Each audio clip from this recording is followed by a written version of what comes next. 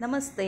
लहान मुलांच्या छोट्या भुकेसाठी म्हणा किंवा त्यांच्या डब्याला म्हणा द्यायचं असेल तर हा पदार्थ म्हणजे चुरमुऱ्याचा लाडू, कारण तो हेल्दी पण आहे आणि आपण सुद्धा मोठी माणसं टाईमपास म्हणून पण हा लाडू खाऊ शकतो. तर मी ना खूप ऑर्डर्स म्हणजे जेवणाच्या ऑर्डर्स घेतल्या, पदार्थांच्या ऑर्डर घेतल्या, पण माझा एकही पदार्थ कधीच फेल गेला नाही.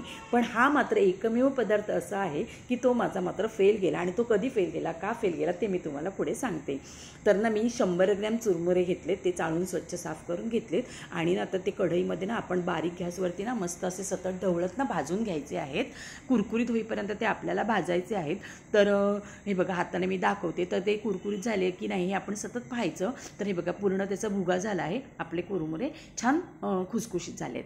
आता मी कढईमध्ये 1 चमचा तूप टाकलं आणि हे ना चिक्कीचं गूळ आहे आणि ते 150 ग्रॅम आहे, तर ते घातलं. आणि हे 50 ग्रॅम आहे ना साधं गूळ आहे, तर ते पण त्याच्यामध्ये घालून ही 2 गुळं एकत्र करून आपण त्याचा आता पाक तयार करून घेऊया. तर हे बघा पाक तयार होताना त्याला असा फेस येतो, पण पाक झाला की नाही पाकच करणं जास्त महत्त्वाचं असतं. तर मी मध्ये 2-3 वेळा चेक केला पण झाला नाही. आता पुन्हा एकदा चेक करून बघते आहे. तर पाक ना पाण्यामध्ये घालायचा आणि तो गोळा जवळ आला आणि जर त्याचा असा कटकट असा आवाज आला तर समजायचं की आपला पाक झाला आहे. तर आपला हा पाक झालेला आहे.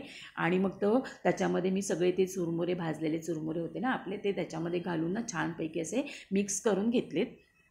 तर माझ्या बहिणीची मुलगी भाची आहे ना माझी, तर तिचं जेव्हा ओट भरणं होतं ना, तर तिने लव्ह मॅरेज केलं. तर ते उडपी साईडचे होते.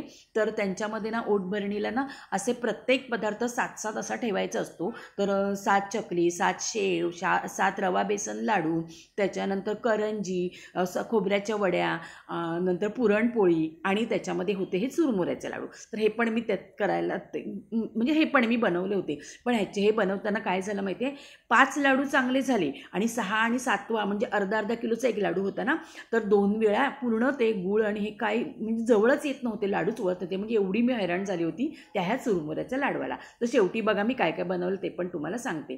तर दाखवते तुम्हाला मी.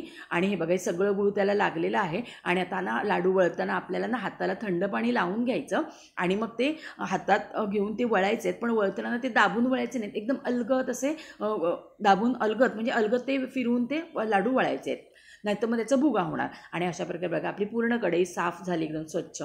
इतके सुंदर आपले हे लाडू वळले गेले आहेत. आणि ना 100 ग्रॅममध्ये माझे 15 लाडू झाले आहेत. हे बघा किती सुंदर लाडू झालेत. तर मग तुम्ही पण हे असे लाडू करून बघा. आणि माझे रेसिपी आवडत असेल तर मला नवीन असाल तर सबस्क्राईब करा, शेअर करा आणि लाईकसुद्धा करा. तर हे बघा माझ्या भाजीसाठी मी हे जा फोटो तुम्हाला टाकते. तर हे मी सगळं बनवलं होतं तिच्या ओट भरणीसाठी. तर तुम्हाला आवडलं तर थँक्यू.